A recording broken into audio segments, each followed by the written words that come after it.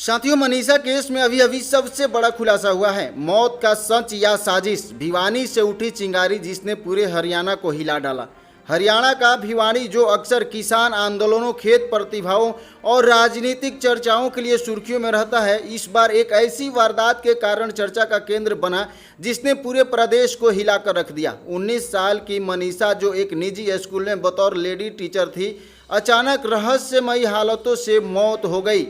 मुहाने पर पहुंची 11 अगस्त को गुमशुदगी, 13 अगस्त को शव बरामदगी, 3 पोस्टमार्टम, पुलिस की आत्महत्या की थ्योरी, परिवार का हत्या का आरोप, 8 दिन तक अस्पताल में रखी डेड बॉडी और अंततः 21 अगस्त को भारी सुरक्षा के बीच अंतिम संस्कार। यह पूरा घटनाक्रम सवालों से भरा है।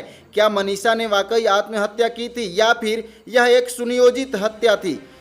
क्यों पुलिस शुरुआत से ही मामले को दबाने की कोशिश करती दिखी? क्यों परिवार और ग्रामीण लगातार न्याय के लिए सड़क पर उतरते रहे?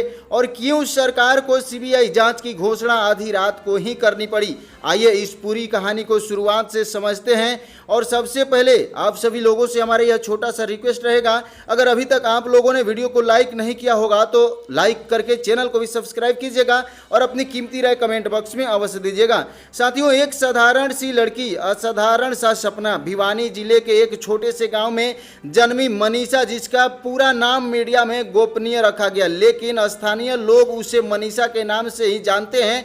साधारण किसान परिवार की बेटी थी, जिसकी उम्र 19 वर्ष और जो पेशे से निजी स्कूल में टीचर थी और टीचर के रूप में ही जानी जाती थी, जिसका सपना था प्रतियोगी परीक्षाओं की तैयारी करना, आगे चलकर सरकारी नौकरी पाना। और पारिवारिक स्थिति, पिता संजय मजदूरी करते हैं, माँ गृहिणी है, एक छोटी बहन भी है। परिवार वालों से मुताबिक बचपन से ही पढ़ाई में तेज थी और अपने गांव की बेटियों के लिए एक मिसाल बन चुकी थी। कई छात्रों को वह मुफ्त ट्यूशन भी देती थी। 11 अगस्त को गुमशुदगी की शुरुआत हुई और वहीं 11 अगस्त 2025 से होती है। उस दिन की सुबह मनीषा रोज की तरह स्कूल गई थी। घर वालों ने सोचा कि वह शाम को लौट आएगी, लेकिन शाम ढलने तक जब वह घर नहीं पहुंची तो परिवार परेशान हो उठा। मोबाइल फोन बार बार बंद आ रहा था। सहेलियों और सहकर्मियों से पूछताछ की गई, लेकिन कोई ठोस जानकारी नहीं मिली। देर रात पिता संजय ने पुलिस को सूचना दी कि उनकी बेटी लापता है। पुलिस ने शुरुआती तौर पर गुमशुदगी की रिपोर्ट दर्ज की, लेकिन घर वालों का आरोप है कि पुलिस ने मामले को गंभीरता से नहीं लिया और गुमशुदगी के 2 दिन बाद 13 अगस्त की सुबह गांव के पास खेतों में चौराहों पर एक युवती की लाश देखी गई। तुरंत गांव में हड़कंप मच गया।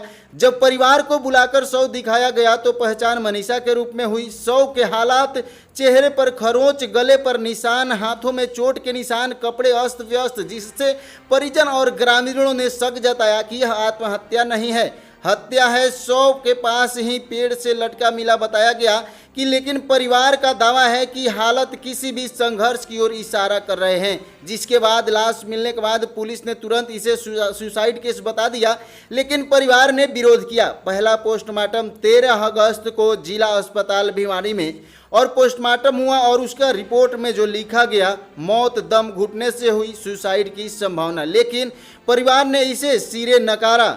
जिसके बाद दूसरा पोस्टमार्टम 14 अगस्त को परिवार और ग्रामीणों के दबाव में दूसरा पोस्टमार्टम कराया गया। इस बार भी निष्कर्ष वही आया, दम घुटने से मौत। जिसके बाद तीसरा पोस्टमार्टम, जैसे जैसे विरोध बढ़ता गया, सरकार को मजबूरी में तीसरा पोस्टमार्टम एम्स से करवाना पड़ा, मगर यहाँ भी साफ नतीजे नहीं मिले।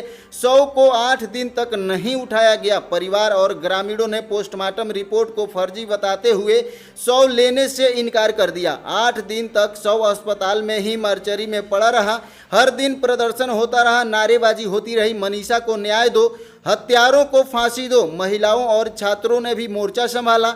यह गुस्सा सिर्फ गांव तक सीमित नहीं रहा। देखते ही देखते मामला पूरे भिवानी और चरखी दादरी जिलों में फैल गया। छात्र संगठन सड़क पर उतर आए। जगह जगह धरना और जाम प्रदर्शन ने हालात संभालने के लिए इंटरनेट बंद कर दिया। गांव में भारी पुलिस बल तैनात किया गया। 21 अगस्त को अंतिम संस्कार। लगातार 8 दिनों की तानातनी और बातचीत के बाद अंततः परिवार ने अंतिम संस्कार करने पर सहमति जताई। शव को सीधे अस्पताल से शमशान घाट ले गया। मां और बहन अंतिम दर्शन तक नहीं कर पाई। पिता संजय की तबीयत बिगड़ गई, उन्हें अस्पताल ले जाया गया। गांव के हजारों लोग मौजूद रहे, लोगों ने नारे लगाए, मनीषा अमर रहे। भारी पुलिस सुरक्षा के बीच अंतिम संस्कार हुआ। राजनीतिक दबाव और सीबीआई जांच जैसे जैसे मामला गर्म होता गया, विपक्षी पार्टियों ने सरकार को घेरना भी शुरू कर दिया। कांग्रेस ने आरोप लगाया कि पुलिस प्रशासन अपराधियों को बचा रहा है। जेजेपी और आप ने भी सख्त टिप्पणी, ग्रामीणों की आंदोलन बढ़ाने लगे। आखिरकार 21 अगस्त की रात करीब 2 बजे सीएम को प्रेस कॉन्फ्रेंस कर कहना पड़ा, हम यह केस सीबीआई को सौंप रहे हैं। सवालों के घेरे में पुलिस की जांच शुरुआत से ही सवालों के घेरे में चल रही है, क्योंकि पुलिस ने शुरुआत में ही इसे सुसाइड बताया। क्यों गले और शरीर पर मिले चोट के निशानों की अनदेखी की गई? क्योंकि परिवार की आपत्तियों को दरकिनार कर तुरंत केस को बंद करने की कोशिश की गई।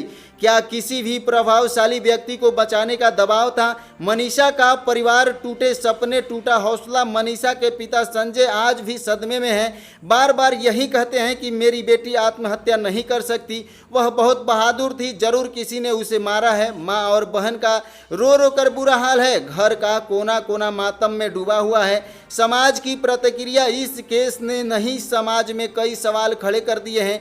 क्या बेटियां आज भी सुरक्षित नहीं हैं? क्यों हर बड़े केस में पोस्टमार्टम रिपोर्ट विवादित हो जाती है? क्यों पुलिस की प्राथमिकी जांच पर हमेशा शक उठता है? क्यों आम परिवार को न्याय के लिए सड़क पर उतरना पड़ता है? आज मनीषा पंचतत्व में विलीन हो चुकी है, लेकिन उसके सवाल अभी भी जिंदा हैं। क्या सच में मनीषा ने खुदकुशी की थी या फिर वह किसी गहरी साजिश का शिकार हो गई? सीबीआई जांच क्या इस रहस्य से पर्दा उठा पाएगी? बड़ी खबर आ रही है इस वक्त की। साथियों, आपको बता दें कि पूरी खबर देखने के बाद आपकी क्या राय है कमेंट बॉक्स में दीजिएगा। चैनल को सब्सक्राइब करके जाइएगा, वीडियो को लाइक करके जाइएगा और अपनी कीमती राय कमेंट बॉक्स में जरूर दीजिएगा। और साथ ही साथ मनीषा के लिए जरूर लिखिएगा ओम शांति।